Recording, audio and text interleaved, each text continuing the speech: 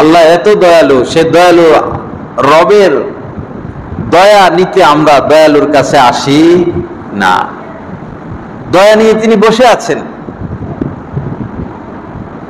যখন সন্ধ্যা হয় তখন আল্লাহ পাক দুই হাত এভাবে বাড়াইয়া দেন যে সারাদিন তোমরা যত পাপ করছো, হে পাপীরা আমার কাছে মাপ চাও, আমি তোমাদের গুনাহগুলো মাফ করে দিব।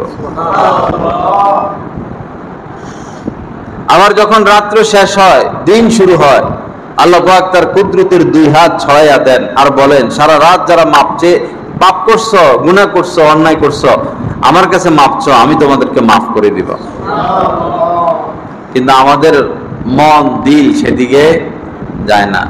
গুনার কাজ করতেই আসি, পাপের কাজ করতেই আসি, অন্যায় করতেই আসি। আর কত করতে করতে তো গজব চলে আসবে।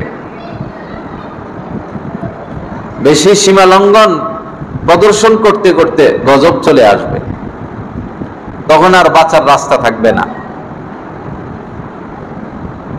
আল্লাহ হেফাজত করেন, আল্লাহ পাক সহি বুঝ দান করেন, আল্লাহ পাক বেশি বেশি নেক আমলের তৌফিক দান করেন।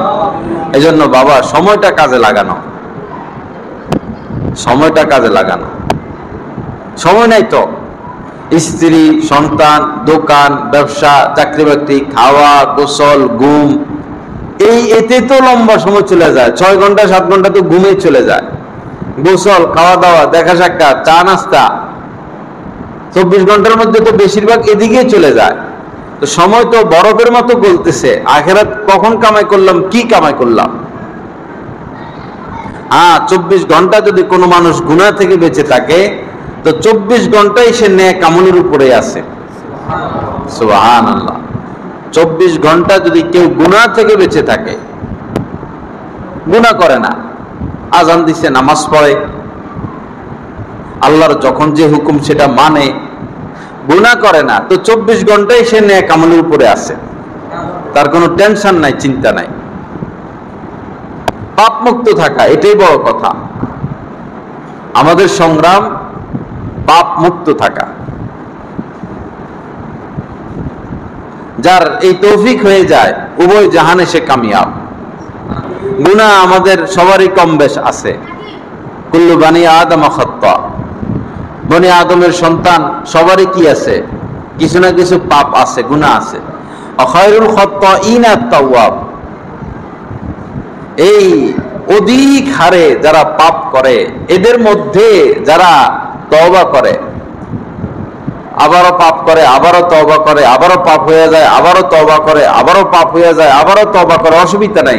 বেশি বেশি বেশি বেশি যারা তওবা করে, এই হাজার হাজার পাপীদের মধ্যে আল্লাহর কাছে এই তওবাকারীর দাম বেশি, সে শ্রেষ্ঠ। এজন্য নিরাশ না হওয়া যে বারবারে গুনাহ হয়ে যায়, বারবারে গুনাহ হয়ে যায়, বারবারে গুনাহ হয়ে যায়, হোক না। কাতাবা আলা নাফসিহির রহমা, আল্লাহ পাক নিজের ব্যাপারে দয়া করা অবধারিত করে নিছেন। যেদিন এই আসমান জমিন আল্লাহ পাক সৃষ্টি করেন, সেদিন 2টা সিদ্ধান্ত তিনি নিজের ব্যাপারে নিছেন। নিজের ব্যাপারে একটা সিদ্ধান্ত নিয়ে নিছেন, লেখে, এটা লিখিত আছে, আর সে আজমির উপরে এটা লিখে রাখছেন, লিখে ফেরেশতাদের কাছে দিয়ে দিছেন যে ইন্না রহমাতি তাগলিবু গযাবি, আমার রহমত আমার গজবের আগে আগে থাকবে। কার উপরে আমি অসন্তুষ্ট হয়ে গেলাম, নারাজ হয়ে গেলাম, তো তাকে আমি গজব দিব, শাস্তি দিব। তাকে শাস্তি দেওয়ার আগে তার কাছে আমার দয়া পৌঁছে যাবে। এটা আল্লাহ ফয়সালা করে রাখছেন নিজের ব্যাপারে। না হলে যা পাপের কাম আমরা করি, এতদিন কি দুনিয়া রাখতেন তিনি? কে পাপ মুক্ত?